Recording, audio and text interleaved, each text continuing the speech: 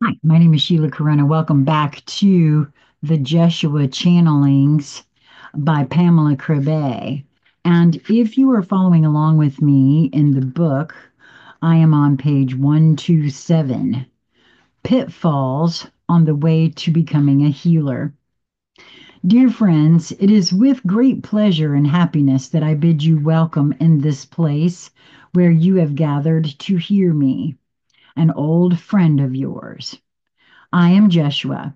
I have been among you in my life on earth as Jesus. I have been human, and I know of all that you go through as human beings in an earthly body and in an earthly life. And I've come here to help you understand who you are. All of you who are present here, and many among you who will read this text later on, are light workers. You are angels of light who have forgotten who you really are. You all have gone through many trials on your journey on earth throughout your many earthly lifetimes. And I know these trials come from within.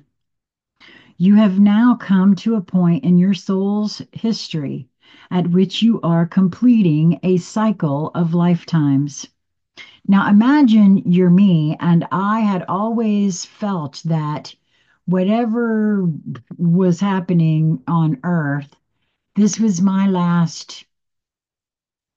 I held it at first as my last chance to get it right because I was still kind of lost in that religion thing of trying to be perfect, like Christ,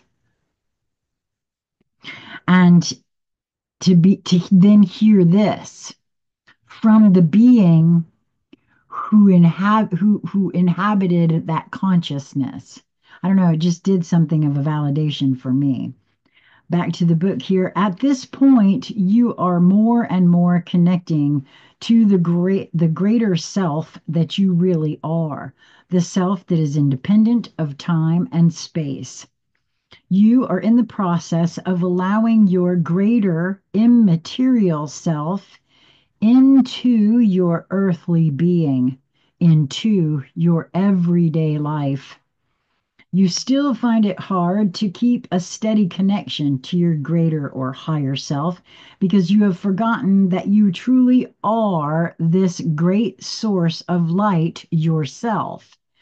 Nevertheless, you have all started the journey within, and along this journey, you have felt the desire, even the calling, to help others on their way to inner growth and self awareness.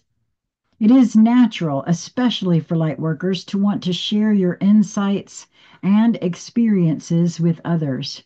You are all born teachers and healers. From the moment you take it upon yourself to guide others as a teacher or a healer, you are likely to stumble upon a number of pitfalls. These pitfalls are the result of certain miscomprehensions about what it means to guide someone spiritually. They follow from misconceptions about the nature of healing and your part in it as a healer. It is about these pitfalls that I would like to speak today. What is healing? What is the essence of healing? What happens when someone, quote, gets well? Whether it is on the psychological, emotional, or physical level, what happens is that this person is able to connect again to his or her own inner light, to his or her own greater self.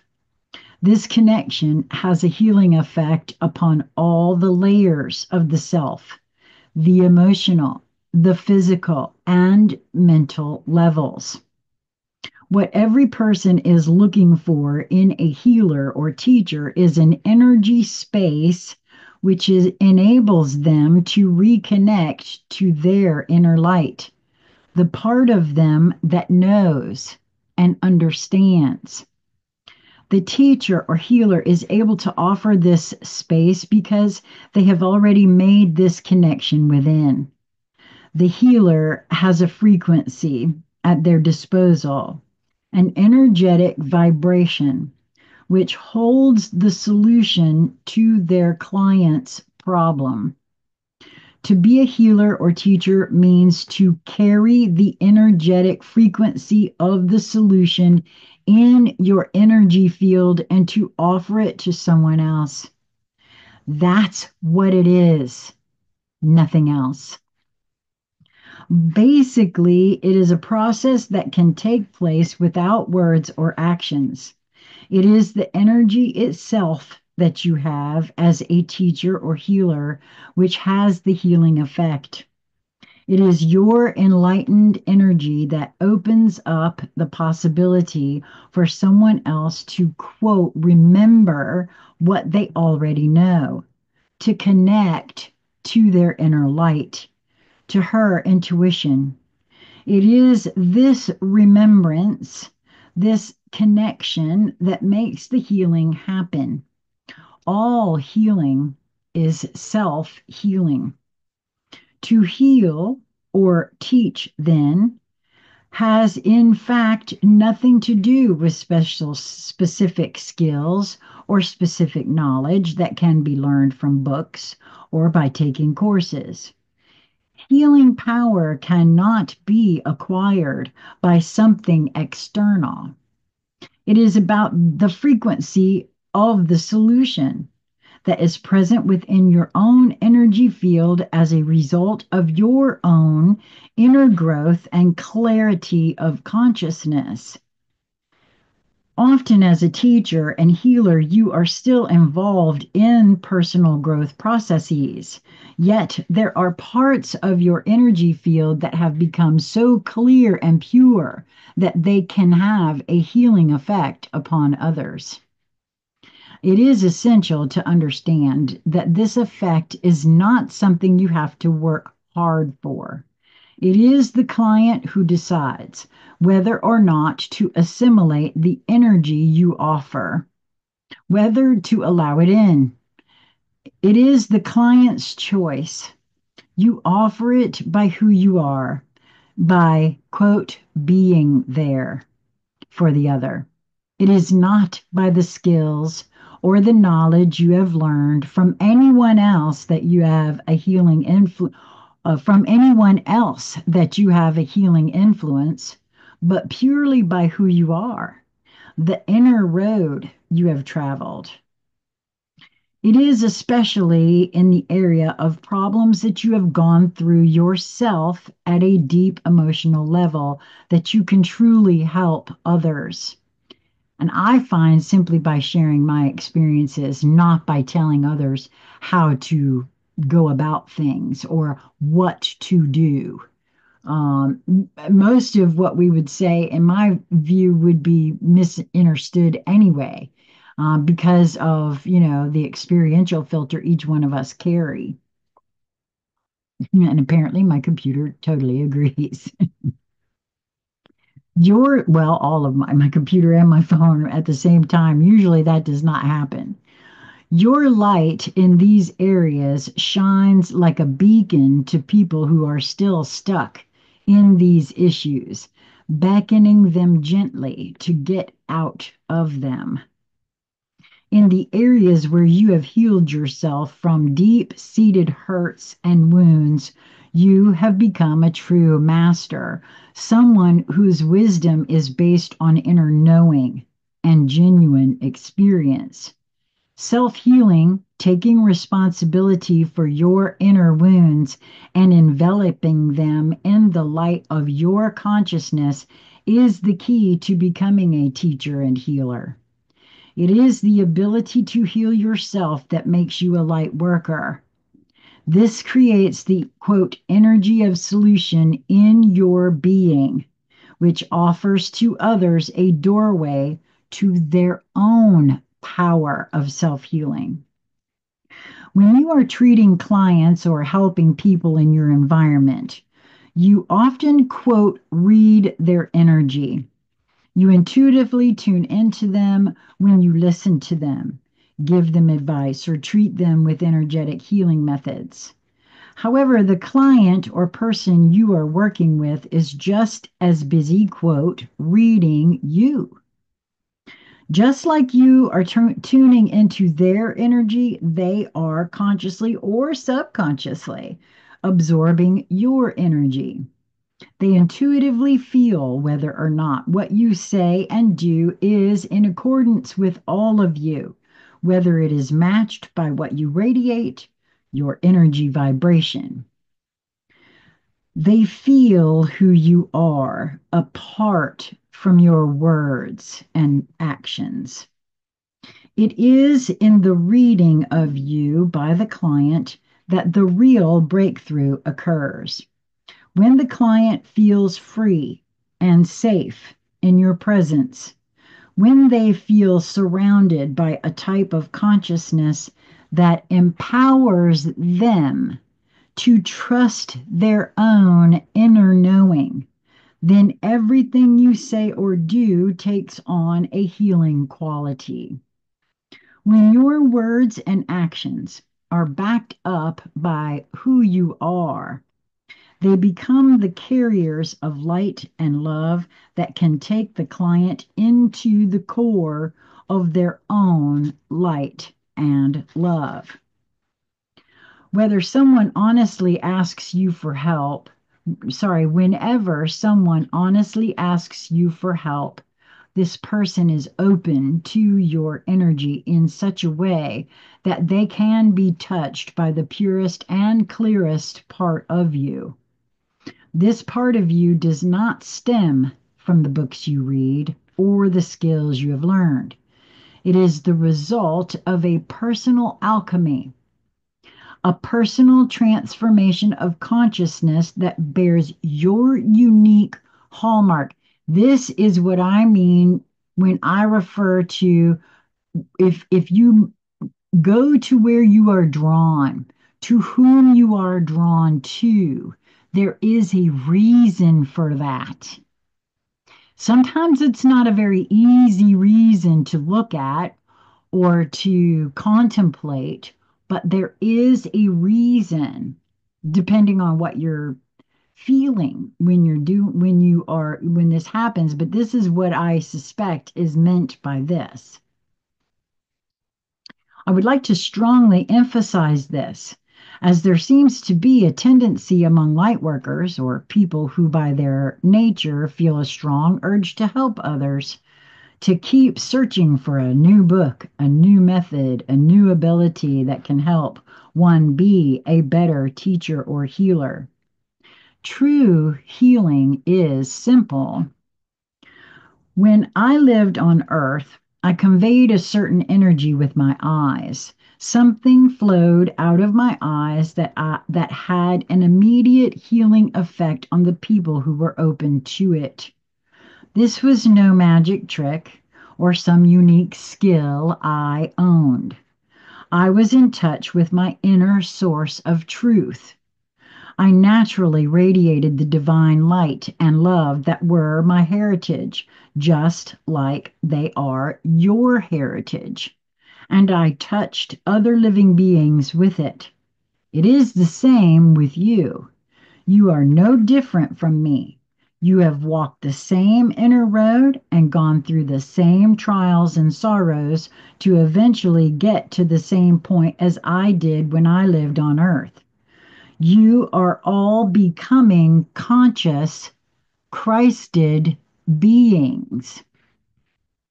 The Christ energy is your spiritual destiny, and you are gradually integrating this energy into your day-to-day existence. It is the Christ within you who heals and teaches as a natural consequence of who the Christ energy is.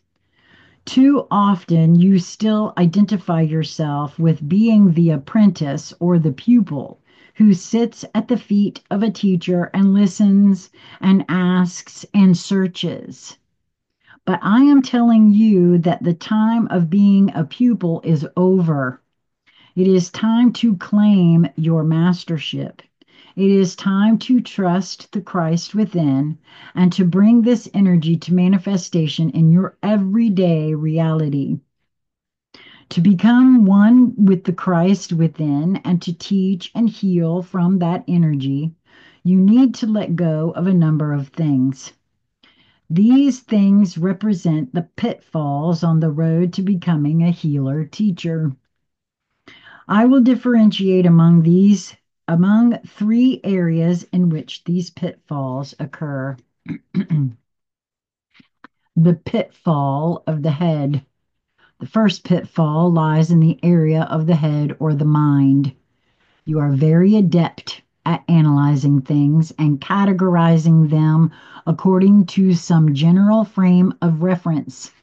And I'll pause here to say that you can think of that as your upbringing, your conditioning, your programming, everything you've ever been taught to believe is true. A lot of which, for me, I have found is not quite exactly the truth, at least not in the way it was explained to me. And certainly a lot of it just doesn't hold any kind of weight. So I'm going to read this one again. This first pitfall lies in the area of the head or the mind. You are very adept at analyzing things and categorizing them according to some general frame of reference. This might be handy in some circumstances, but in general, the mental thinking part of you is very much a part of the world of duality. It is the part of us that has been programmed and conditioned to believe certain things, not all of which are completely the full 100% unvarnished truth of the way things are. With the quote world of duality, I mean a type of consciousness that divides things into good or bad, light or dark, healthy or sick, masculine or feminine, friend or foe, etc. It is a type of consciousness that loves to separate and label, that does not recognize the underlying unity of all phenomena. That's that programming and conditioning that I talked about.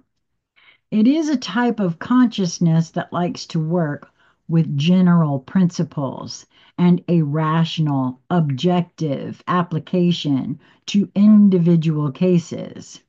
It does not really consider the possibility of another, much more direct approach to reality, the approach of intuitive knowing, or knowing by feeling. The Christ energy is outside of duality. The Christ energy constitutes the flow of being that underlies all polarities. But the mind does not recognize the very existence of this mystical level of oneness. The mind would like to split up the ocean of being into definable parts. And if you look at it, we can see that manifesting out in the whole. Think of, for those of you that are around my age or older, how there used to be one doctor, a general practitioner. Now all of a sudden there was all these specialities. And I just saw a lady post the other day on Facebook, how can I find a primary care doctor that won't shuffle me off to some specialist for everything? I want somebody to look at the whole of me, right? And that's something we don't do anymore. The more things are compartmentalized or specialized, the less the whole is considered. So I'm going to read that again. The mind would like to split up the ocean of being into definable parts, categorizing it in such a way that it can get a rational grip on it, because that's what we were taught too. The mind likes to design structures, theories that can be placed over reality, over direct experience. Again, this is sometimes useful and beneficial, especially in practical manners, but not so much when it comes to true healing and teaching. For example, healing and teaching from the heart.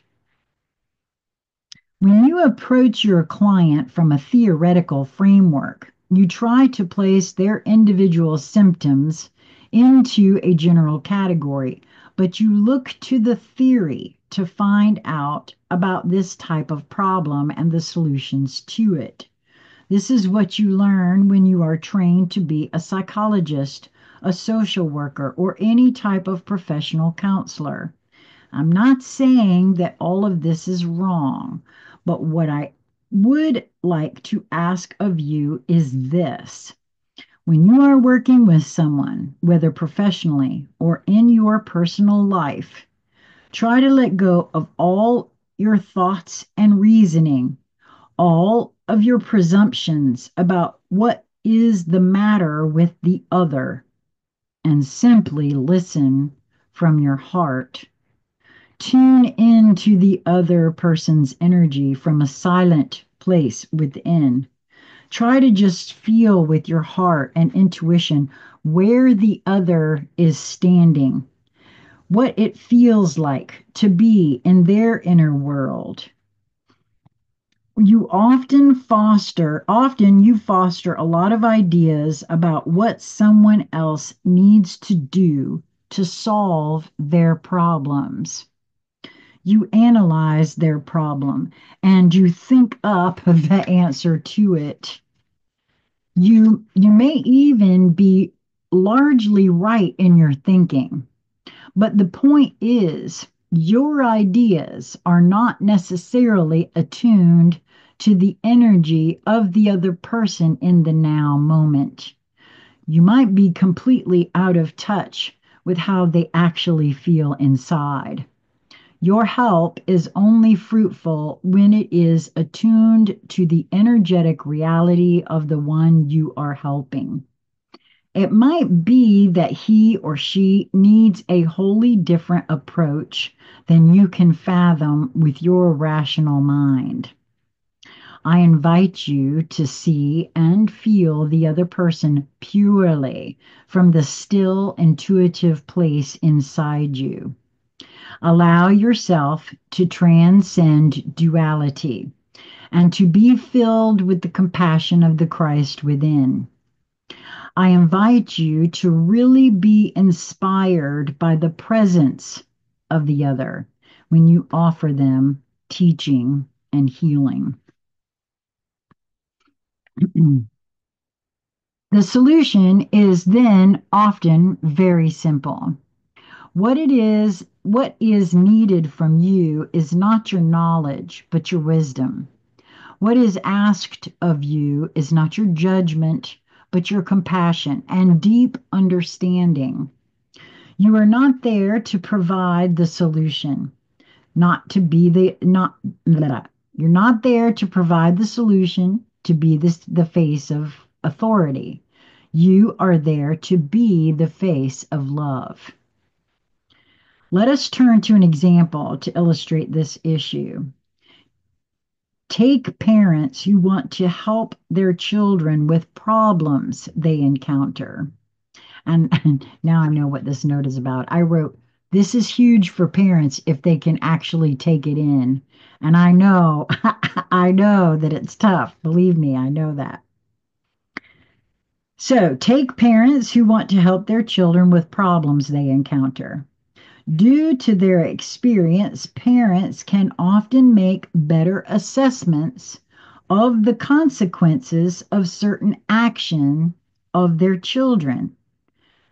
Let's see, wait a minute, I read that wrong. Due to their experience, parents can often make better assessments of the consequences of certain actions than their children can. On the basis of this knowledge, parents often warn their children. They want to save them from harm, and they advise them to do what they think is the right thing to do. This might seem to be a good way of helping from the mind's point of view, And in some cases, it is very reasonable to do so. However, very often, if a parent would tune into the child from a silent, intuitive place inside, the parent would find out that what the child truly needs from them is something else entirely. What the child often needs most is the trust and reassurance of the parent. Trust me. Let me be who I am. Let me make mistakes. Let me stumble and keep your faith in me. That was a quote. I should have said, quote, trust me. Let me be who I am. Let me make mistakes. Let me stumble and keep your faith in me. End quote.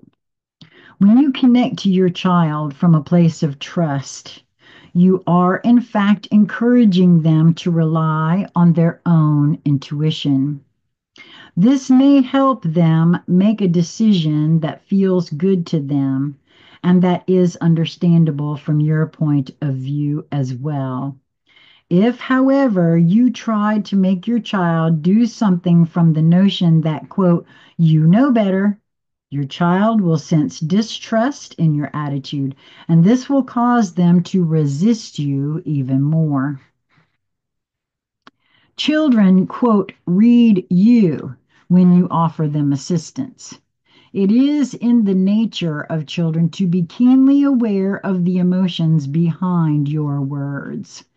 They can sense your underlying fear or judgment.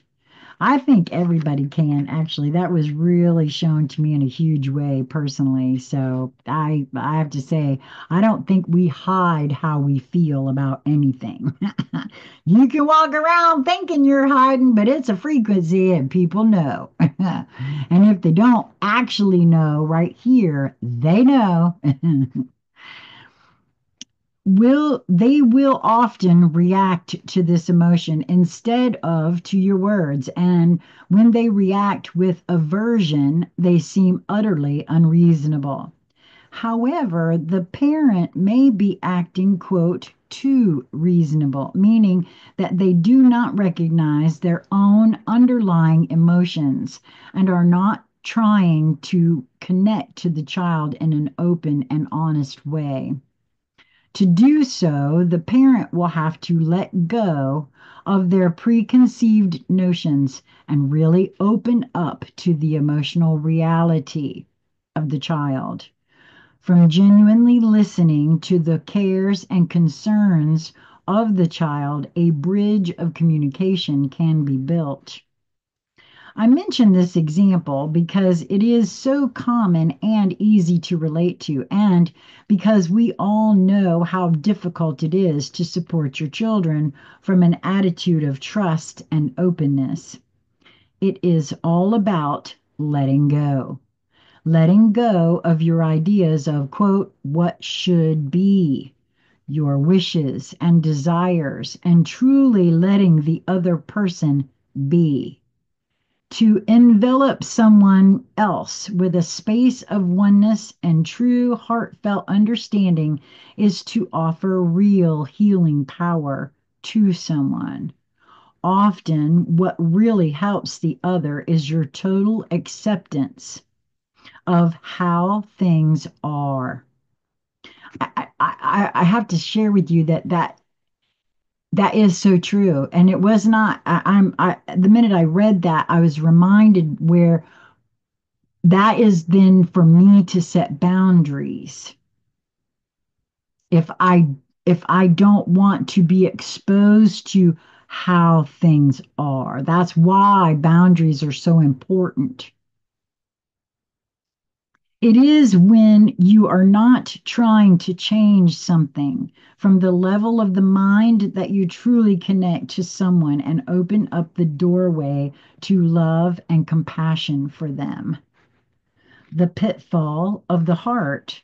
The second pitfall you come across when you endeavor to be a teacher and healer is in the area of the heart. The heart is a meeting point of many energies. The heart center or chakra forms the bridge between heaven and earth, and between the higher and the lower energy centers or chakras.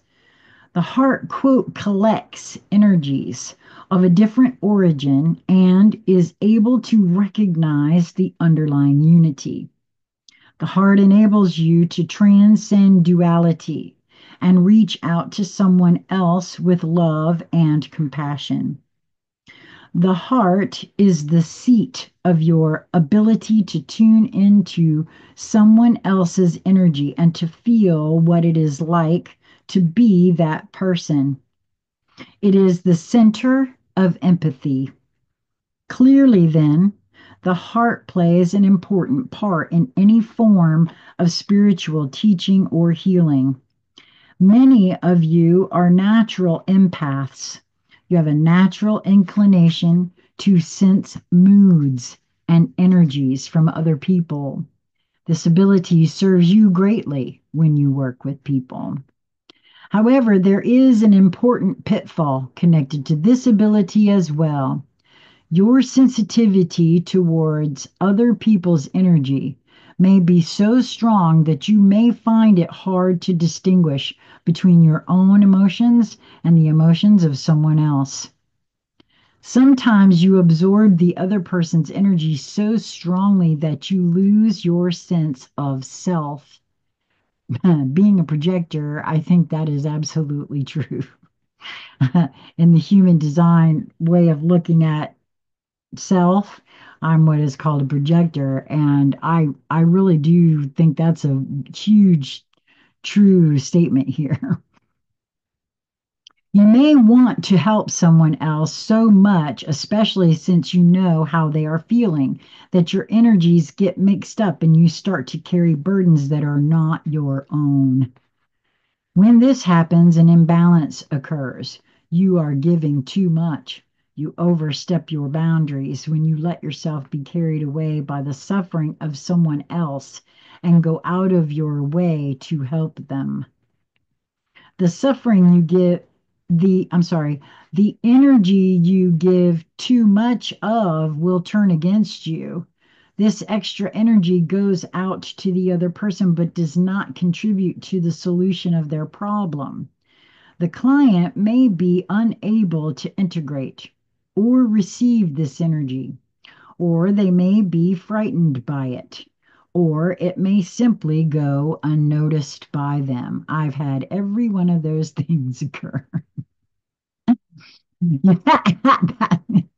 You will end up feeling tired, annoyed, and frustrated. You can tell when you are giving too much by signals your body and your emotions are sending out to you. Whenever you feel empty, frustrated, or heavy after you've seen a client or tried to help someone generally, this indicates that you have been trying too hard. When you offer teaching and healing from a balanced, centered standpoint, you feel free, alive, and inspired. After the meeting with someone has ended, you easily draw back your energy and touch base with yourself. You let go of the other person, and no cords or strings keep lingering between your energy fields. If an energy link remains with the other person because you so dearly want him or her to get well or be happy, that link has a destructive effect on your energy. By staying preoccupied with the client, you will absorb their emotional energies too strongly. You will give yourself, you will give of yourself to alleviate their burden. And this is where the emotional dependence goes both ways, comes into being between the two of you. Nope, sorry. To You will give of yourself to alleviate their burden, and this is where an emotional dependence, which goes both ways, comes into being between the two of you. The client starts to lean upon you, and your well being will become dependent on their well being. This entanglement of energies is not helpful to the client and is depleting to you. This Why does this happen so easily when you start to help people? Why is this pitfall so difficult to avoid, especially for light workers? Where does this painfully strong need come from to heal and make whole and to make the world a better place? In part, this natural desire in you is explained by your soul history, as related in the Lightworker series, which is part one of this book. You have an inner mission to bring teaching and healing to this world. But the tendency to give, quote, give too much stems from a pain in yourself that you are not totally aware of. This pain makes you over eager in giving. There is a pain and sadness in your heart that makes you want to reach out for a new way of being, a level of consciousness more attuned to the natural divinity of all that lives. You are homesick for a more loving and peaceful reality on earth. In your present incarnation, you have not come to explore the ways of the ego. You are tired and weary of that. You have come to answer an ancient song of your soul. You have come to help restore peace, joy, respect, and connectedness on earth. Your emotional body has been scarred by many lifetimes in which you endeavored to bring down the light of your soul and you encountered resistance and rejection. You have come here with great reservations, and at the same time, the old flower of passion has not withered within you. You are here again. But now, due to the pain that you carry within, you are like delicate and sensitive flowers who need a strong foundation in order to flourish and grow. The foundation you all need is a firm sense of being grounded to earth and centered in yourself. By being grounded, I mean that you need to have roots into the earth, to be aware of how earth reality works, to know what the elements are that you have to deal with while living in a physical body. Sometimes you are so enamored with the spiritual that you forget to take good care of yourself and your body. You get, quote, spaced out or too idealistic and unreal. You would often like to transcend earth reality, but it is only, quote, through the earth, by feeling at home and at ease with the element of earth, that your soul energy can bloom here.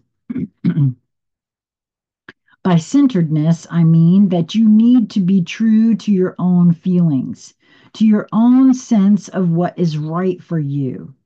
As a human being, you have an ego or an individual personality that separates you from others. The ego serves a valuable function. It enables you to focus your specific soul energy into material reality. You do not want to give up your individuality to any kind of, quote, greater good. You are not here to eliminate your ego. You are here to let the light of your soul shine through your ego. You need your ego to manifest your energy outwardly. I never could understand all the spiritual people saying you had to kill the ego.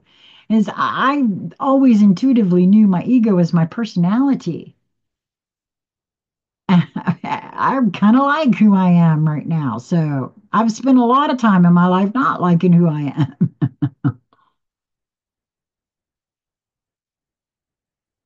I was going to say, I've come this far and now I find out I was supposed to kill the ego. What? What the hell is that? Because of the pain you carry in your souls, because of your weariness of the old, Because you want to reach out to the promised land of the new earth, you can become ungrounded and lose your centeredness. You tend to push change where the situation is not yet ready. Or you try to awaken people at a pace that is faster than they can handle. Now, I am totally, that is so totally me. I actually saw, Lisa helped me see how I actually pushed somebody over the edge one time. I mean, her eyes started glazing over, and I didn't see it before I saw it. You become, quote, overeager in giving. This eagerness may take the form of great involvement with a good cause or of caring intensively for the well being of others. But there is an impatience and restlessness at the heart of it. You may feel inspired for a time, passionate and involved, but you will be disappointed at some point, and then you will feel exhausted and angry because you have depleted your energy resources. Wonder if that's part of what I was going through this past, well, really the whole year. The pitfall of the heart, the pitfall of giving too much, stems from not accepting reality as it is. There is an impatience and a restlessness in you, which makes it difficult for you to let go. It makes it difficult for you to keep the right emotional distance from the people you are trying to help or the causes you are involved in. You are teachers and healers. You do have a mission on earth.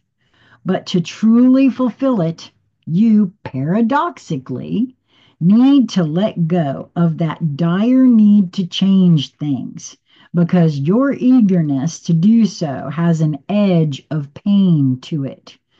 The pain of not feeling at home on earth as it is now. True spiritual change always starts from a foundation of acceptance. To truly become the teacher and healer you want to be, you need to embrace your own pain and heal it. You need to find peace with your own deepest emotions of fear and anger.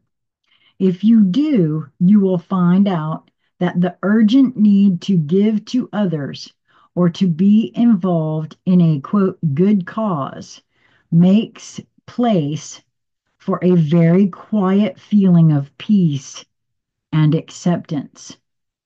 This is when your radiance truly gets a healing quality to it. Letting go of other people's pain and trials and completely allowing them the time and space to go through their own process may give you inner pain. This is because it brings you right back to your own loneliness. Now, I can really get behind this, especially if you have adult children and for me, I know that I contributed to the programming and conditioning that I'm witnessing in him at this juncture of my life because I see it in myself and now I see what I installed right there in him. And so all of this applies to me in such a huge, huge way. And it does cause some inner pain. And as parent, you do naturally, in some ways, want to try to fix it. But this is for him to suss out, to work through, to move through. I'm going to read that again. This is because it brings you right back to your own loneliness and the sense of being lost in this earthly reality. The difference between this harsh and imperfect world and the reality you dream of, so much more pure and beautiful than this one, hurts you deep inside. It is your challenge to not run away from this hurt, to let it enter your awareness fully, and to spread your angel wings around it.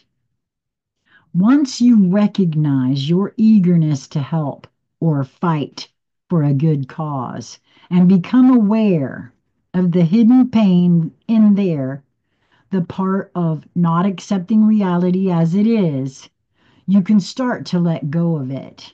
And I know for me, knowing that each chooses their own brand of suffering until they need not that suffering no longer has been a very helpful thing for me. As soon as you realize that your eagerness and impatience come from an inner pain and sadness, you can stop giving too much.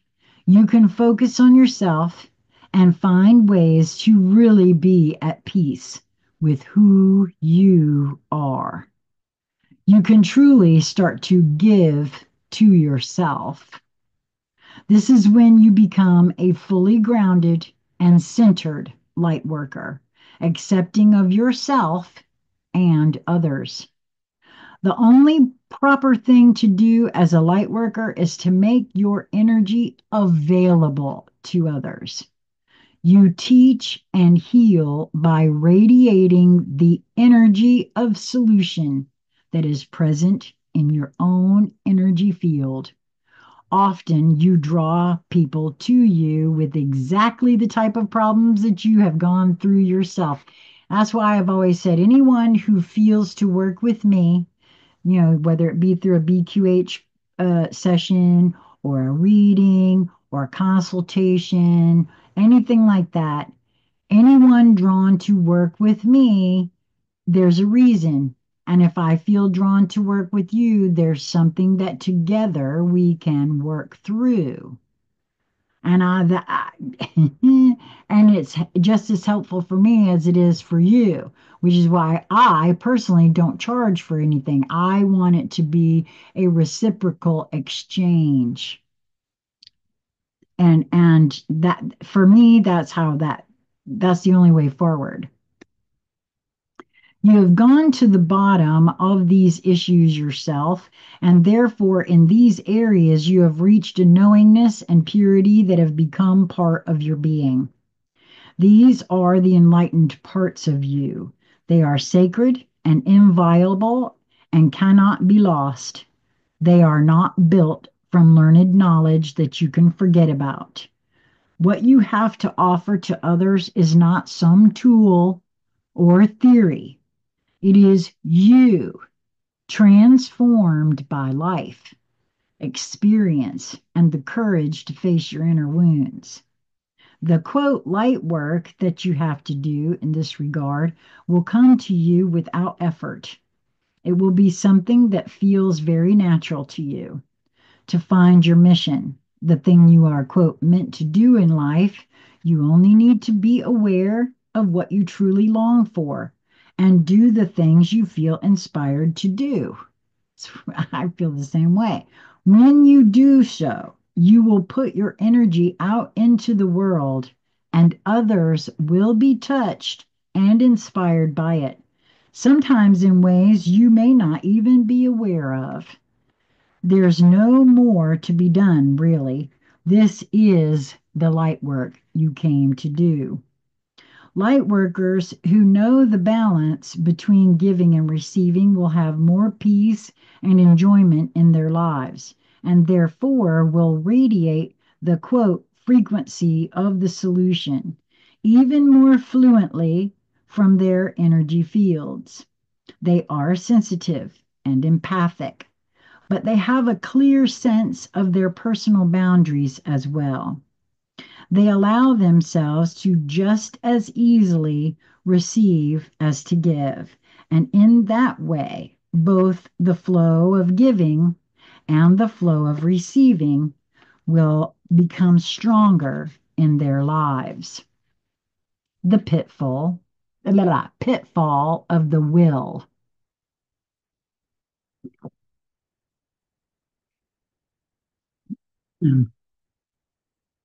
Now, I would like to discuss one more pitfall on the way to becoming a healer teacher.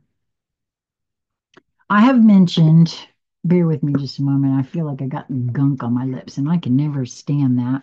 Mm, there we go. Sorry about that.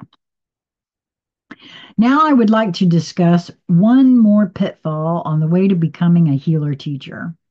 I've mentioned one pitfall in the area of the head and one in the area of the heart, and I would like to finish with the pitfall of the will. The will can be localized in the solar plexus, a center of energy near the stomach. This center or chakra steers the ability to act, to manifest your inner energy outward on the physical earthly plane. When the will is connected to your intuition, the quiet part of you that transcends duality, things will flow easily and effortlessly in your life. You will act from an inner sense of trust and knowing. When your solar plexus, which is also the center of the ego, is guided by the heart, you generally do the things you love to do, and you feel joyful and inspired most of the time. The will, or ego, has then become the extension of the Christ within. Often, however, when you try to help or guide others, you get out of touch with this flow. There is a part of you that wants to do too much. It seeks to achieve results by forcing or pushing things a little, even if your intuition tells you to let go or back off. And I've recognized that in myself as part of programming and conditioning too. Got to go out, make it happen, get it. Often it is your personal ego that craves visible results here. This has nothing to do with helping others. It has to do with a need for validation that you have, an insecurity which gets you out of touch with the natural flow of healing, which is often slower and more unpredictable than you wish it to be. Hmm. I was just sitting here asking myself, okay, so what have I been doing? Because it feels more slower and unpredictable. And then my phone dinged, so that's interesting. You do too much when you feel like you are working very hard and your input is not really received or appreciated by others, which is another reason why I think there's a whole lot in this for me today. Also, when you have separated yourself from the natural flow of things, you often get distracted by outside judgments. You tend to rely on other people's ideas and expectations and are afraid to fail in their eyes. The key to regaining your strength is to not do anything and to become really quiet within. That is partially what I feel like I was doing. It is only when you connect to your heart again that you can tune into the situation from a quiet and neutral space. Then your fear and insecurity disappear into a background, and you can truly focus on what your client needs from you. Often you do not need to do so much for him or her. You are first and foremost asked to be with them and to offer them the energy of solution in a simple and direct way.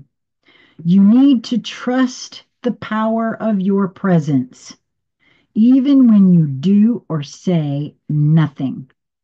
Dare to be in that silent space when you are with someone. When you trust yourself, you will know in that moment what the appropriate thing to say or do is. Remember that often when it comes to offering guidance, less is more. Letting go is love. Overcoming the pitfalls I described above always involves a type of letting go. It is about letting go of thinking too much, letting go of identifying too much emotionally, and letting go of excessive use of the will.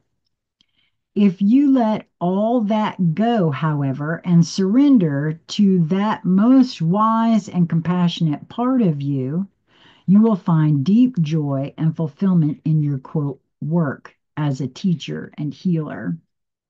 As the light workers that you are, you will experience a deep sense of self realization and freedom. In being a teacher and healer, in whatever way you express it, you feel connected to the whole, to the oneness that underlies all that is. Feeling part of this, quote, fabric of spirit and playing your natural part in it make you feel like you are truly accomplishing your mission. Meditation. This is an exercise that may help you get in touch with the issues mentioned in the channeling in a more direct emotional way. Sit or lie down in a comfortable position. Focus your attention on the muscles of your shoulders and neck and release any tightness or tension there. Do the same with the muscles of your abdomen, your arms, your legs. Then travel with your consciousness to your feet and feel your connection to Earth. Feel how Earth is carrying you and providing you with the security you need. Take a couple of easy breaths from your abdomen. Now, let your imagination take you back to a moment in time when you felt very down and unhappy. Take whatever situation comes up first. Go with it. Think again of that time in the past, of how you felt inside. Then go to the energy of the solution. Ask yourself, how did I get out of this? What helped me most of all? The energy that helped you the most may have come from yourself or from someone else. That doesn't matter. Just consider the kind of energy that lifted you from the lowest point. Now let go of the past and think of someone in the present who is dear to you and who you have some concerns about. Maybe your partner or your child or a colleague or a friend. Let that person appear to you in your imagination and really take in their presence. Then ask, how can I help you? What would be the most valuable thing I could do for you? Then listen with your heart. What is the other person showing you or saying to you? Feel the answer. Just allow it to come to you. Let go and focus your attention on your feet again, to your breathing, and return to the present. The goal of this exercise is to become aware of what is truly helpful in a situation of emotional crisis or pain. This may be quite different from what you think is helpful. Wow. Well, that's the end of this chapter, and I'll be coming back in just a bit with letting go of your birth family. So thank you for tuning in. I hope that you are enjoying this book. I certainly am in the rereading and re-recording of it.